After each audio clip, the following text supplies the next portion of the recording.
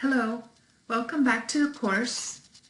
This video is going to help you create, save, and submit thought paper number 1. So the first thing you're going to do is scroll here along the left bar and click on modules. Now as we see the modules, you'll scroll down to module number 4, which is where thought paper number 1 is located. So click on thought paper number 1. Here along the top you'll see that thought paper number 1 is due on September 23rd. It's worth 75 points, and you will be uploading a PDF file and submitting in Canvas. So the general guidelines are listed here. Go ahead and read through those. And what you want to focus on here is that you're writing an essay which should contain multiple paragraphs, including introduction, body paragraphs, and a conclusion, and you'll be submitting this paper in APA format. Now we'll talk about that in a moment. Your paper must be 3 pages long, and any late papers will be deducted 50%. Also, we'll review a rubric shortly. So down below you'll see the topic, which I call the history of psychology. So here's what you're going to do in this thought paper.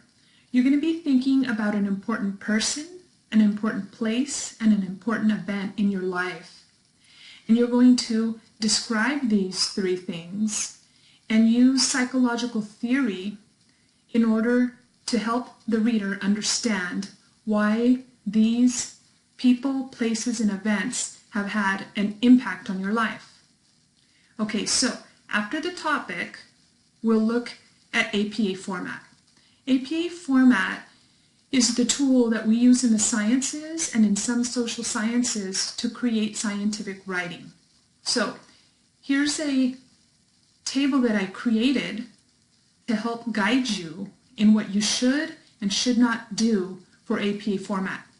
Here on the left column, you'll see the things that you need to do, like 1-inch margins, 12-point Times New Roman font, have a header on every page, double space, use black ink, and proper grammar and punctuation.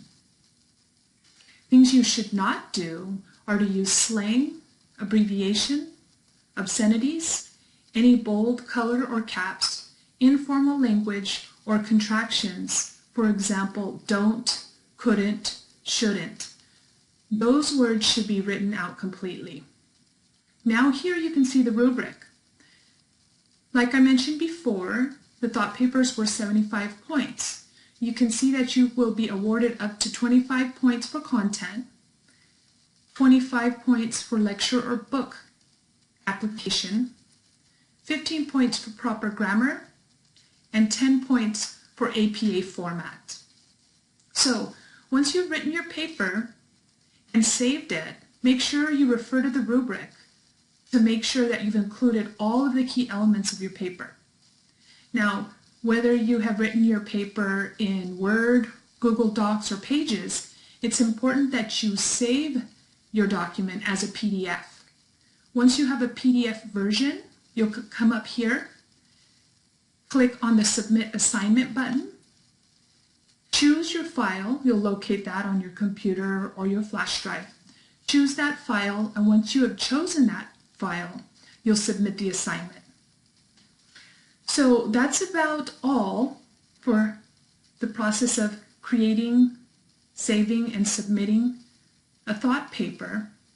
And if you have any questions or concerns about this assignment, feel free to email me, or you may even want to post those questions on the discussion board where I will read them, and other students can also see the information.